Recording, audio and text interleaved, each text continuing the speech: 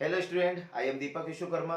Student, chemistry में जो हमारा आज का टॉपिक है वो है प्रथम कोटि की अभिक्रिया यानी कि first order reaction. Chemical kinetic chapter यानी कि रासायनिक बल गतिकी का काफी इंपॉर्टेंट टॉपिक है। ठीक है, और वेरी वेरी इंपॉर्टेंट है, कई बार एग्जाम में आया है। बच्चों की सबसे बड़ी प्रॉब्लम है प्रथम कोटि की अभिक्रिया है, शून्य कोटि की अभिक्रिया है, अर्ध आयु काल है, कई बार रट लेते हैं, समझ में आता नहीं है। ठीक है, तो बहुत ही सरल तरीके से मैं आप लोगों को यानी कि बच्चों के दिमाग के हिसाब से इसको प्रेजेंट कर रहा हूं। ठीक है, तो चलिए स्टार्ट कर देते हैं।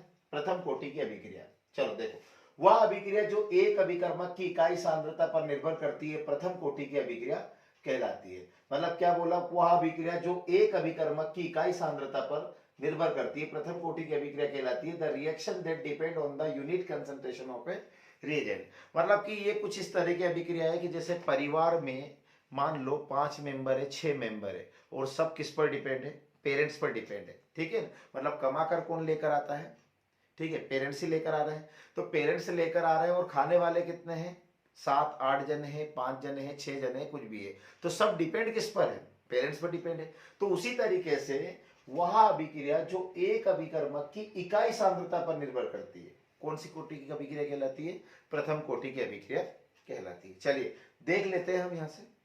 चलो तो स्टार्ट करते हैं। देखो, इसको मैंने 3 खंड बना दिए हैं। सबसे पहली बात तो प्रथम कोटि की अभिक्रिया थोड़ी सी बड़ी है, तो आप लोगों को पूरा मटेरियल एक ही में मिल जाए तो ज्यादा अच्छा है। चलो देखना है। सबसे पहले तो मान लो कोई रासायनिक क्रिया है, तो यहां लिख रहा हूं मैं, मान लो कोई अभिक्रिया, जैसे कि अभिक्रिया में क्या है, ए क्रिया कारक है यानी कि रिएक्टेंट है जो काय में चेंज हो रहा है प्रोडक्ट में, प्रोडक्ट यानी कि उत्पाद में चेंज हो रहा है। ठीक है, अब यहां पे हम लिख रहे हैं प्रारंभिक अवस्था में। ठीक है, अब प्रारंभिक अवस्था में यानी कि t इज इक्वल टू क्या है, 0।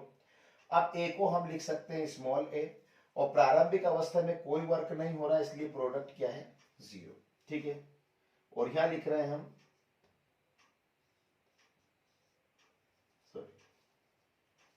प्रारंभिक अवस्था की, इसके बाद लिख रहे हैं टी समय पश्चात, टी समय पश्चात या टी टाइम के बाद।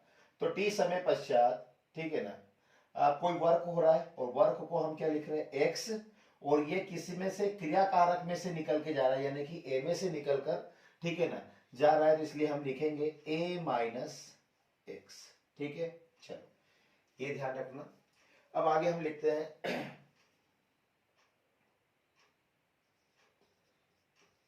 दर नियम, और दर नियम को क्या बोलते हैं, रेट रूल। ठीक है ना, दर नियम के अनुसार, के अनुसार मतलब अकॉर्डिंग ऑफ रेट रूल। दर नियम के अनुसार होता है अभिक्रिया की दर, अभिक्रिया की दर यानी कि इंग्लिश में बोलते हैं इसको रेट ऑफ रिएक्शन। चलो, अभिक्रिया की दर यानी कि आर डायरेक्टली प्रोपोर्शनल ए। अब प्रथम कोटि की अभिक्रिया इसलिए हम ए के ऊपर क्या लिख सकते हैं, 1, या लिखो या मत लिखो कोई दिक्कत नहीं है। ठीक है, आर इज इक्वल टू, इसको हटाएंगे क्या लग जाएगा, के और ए। ठीक है, ए यहां पे क्या है, क्रियाकारक है, ए यहां पे क्या है, क्रियाकारक है। ठीक है, are is equal to k, और यहां लिख रहे हैं ए माइनस एक्स। अच्छा, ए क्रियाकारक है, ठीक है, और इसकी सांद्रता क्या होती है, ए माइनस एक्स। मतलब कि ए क्रियाकारक का कंसंट्रेशन क्या होता है, ए माइनस एक्स, इसलिए हमने आर इज इक्वल टू के ए माइनस एक्स लिखा, और इसे लिखेंगे इक्वेशन नंबर फर्स्ट। ठीक है, चलिए आगे लिख रहे हैं बल गतिकी के नियम के अनुसार, बल गतिकी नियम, बल गतिकी नियम यानी कि इसे बोलेंगे हम काइनेटिक लॉ। काइनेटिक लॉ के अकॉर्डिंग, बल गति के नियम के अनुसार। ठीक है, बल गति के नियम के अनुसार क्या होता है ठीक है। जो अभिक्रिया की दर होती है आर बराबर होता है dx अपॉन dt। ठीक है, क्योंकि परिवर्तन किस में हो रहा है, x में, इसलिए हम लिख रहे हैं dx अपॉन dt। और ये इसको बोलेंगे इक्वेशन नंबर 2, समीकरण नंबर 2। चलिए ठीक है ना, तो समीकरण 1 आ गई हमारे पास r इजिकल टू के ए माइनस एक्स, और समीकरण नंबर 2 है r is equal to d x upon d t. तो यहां लिखेंगे हम इक्वेशन नंबर फर्स्ट और सेकंड से, यानी कि समीकरण 1 व 2 से। ठीक है, बिल्कुल सिंपल सा है, कुछ भी नहीं है इसमें। ठीक है, समीकरण 1 से हम लिखेंगे के ए माइनस एक्स। तो आप देखिए ये k a minus x is equal to समीकरण 2 से हम लिखेंगे dx अपॉन dt। ठीक है, तो dx अपॉन dt। चलिए अब dx अपनी जगह पर ही है, यानी कि हम लिख सकते हैं dx अपॉन में क्या जाएगा a minus x is equal to k का इंटू डी टी में हो जाएगा, तो ये हो जाएगा के डी टी। ठीक है, अब इस इक्वेशन का क्या करेंगे, समाकलन करेंगे। तो हम लिखेंगे समाकलन, समाकलन को क्या बोलते हैं इंग्लिश में, इंटीग्रेशन। समाकलन करने पर, ठीक है, समाकलन करेंगे तो यह आएगा dx upon a minus x is equal to k और dt। के क्या है, कांस्टेंट है, और ये समाकलन में भाग नहीं लेता है। चलिए आगे हम लिखेंगे, इसको हटाएंगे, log e base 1 upon a minus x is equal to के टी प्लस सी। सी क्या है, समाकलन स्थिरांक है। सी क्या है, समाकलन स्थिरांक है। क्योंकि अब इसमें एक रूल लगेगा छोटा सा, ध्यान देना इसको।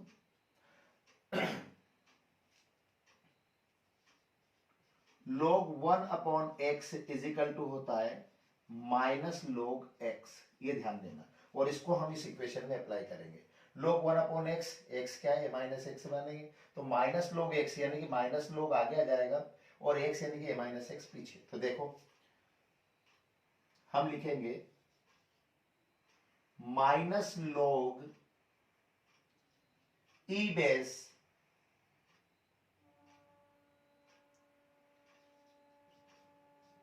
a minus x is equal to के T plus c. a minus x k T plus c, यानी कि हमने लिखा minus log e base a minus x is equal to के टी प्लस सी। ठीक है, इस इक्वेशन को, ये इक्वेशन हो गई हमारी थर्ड नंबर की, इक्वेशन नंबर 3। ठीक है, चलिए अब आगे चलते हैं। यहां लिख रहे हैं प्रारंभिक अवस्था में, प्रारंभिक अवस्था में, प्रारंभिक अवस्था में अगर हम देखें तो टी की वैल्यू क्या है, टी इज इक्वल टू 0, तो x की वैल्यू क्या रहेगी, x इज इक्वल टू 0। तो देखो प्रारंभिक अवस्था में हम देखते हैं टी की वैल्यू क्या है 0, तो x की वैल्यू क्या है 0। तब अब इस वैल्यू को समीकरण नंबर किस में रख देंगे, 3 में। तो लिखेंगे इक्वेशन नंबर 3 में, ये समीकरण 3 में यहां मान रखने पर, समीकरण 3 में यह मान रखने पर इक्वेशन नंबर 3 में इस वैल्यू को पुट कर देंगे। ठीक है ना, चलिए हम लिखेंगे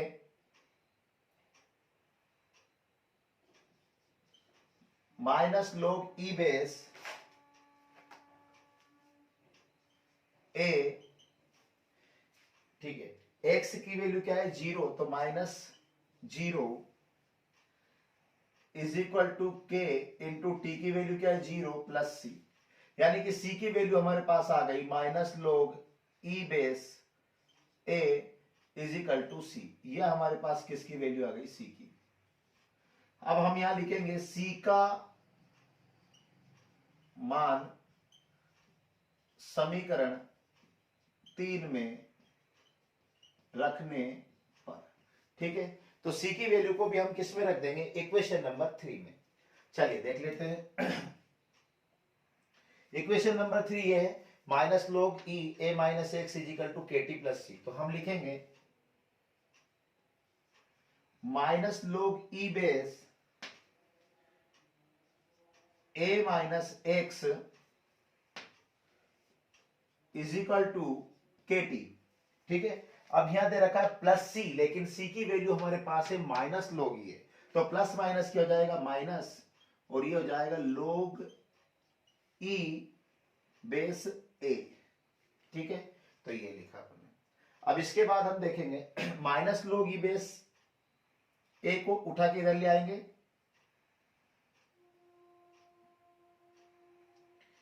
तो यहां लिखेंगे log e base a minus log e base a minus x is equal to के टी, या हम लिख सकते हैं के टी बराबर log e base a minus log e base a minus x. ठीक है, अब यहां पे एक फॉर्मूला यूज होगा, log x minus log y is equal to होता है log x अपॉन y। ठीक है, इसको हम इसमें अप्लाई करेंगे। तो चलो हमने लिखा k is equal to 1 upon t. ठीक है, और log, अब यहां लिखेंगे, इसको अप्लाई करेंगे तो log a x क्या हो जाएगा, ये x है, और y कौन सी स्टेप हो जाएगी, y है। ठीक है ना, तो यहां लिखेंगे हम log e base a by a minus x, a by a minus x. ठीक है, चलिए अब आगे देखेंगे, वापस से देखना, log e बेस a को अगर log 10 बेस में चेंज करेंगे, ठीक है, तो यहां हम लिखेंगे 2.303 log 10 log e base, sorry x, log e x, तो यहां आ जाएगा log 10 बेस x। ठीक है, मतलब कि अब इसको, इस फॉर्मूले को इसमें हम यूज करेंगे, तो हम लिखेंगे यहां पे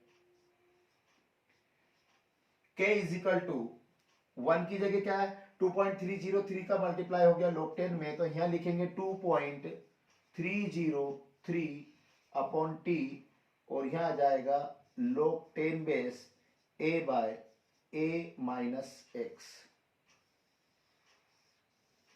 ठीक है, तो इसे ही बोलेंगे हम फर्स्ट ऑर्डर रिएक्शन।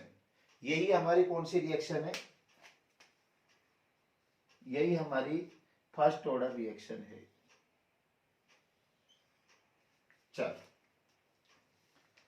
ठीक है, तो इसका स्क्रीनशॉट ले लीजिए।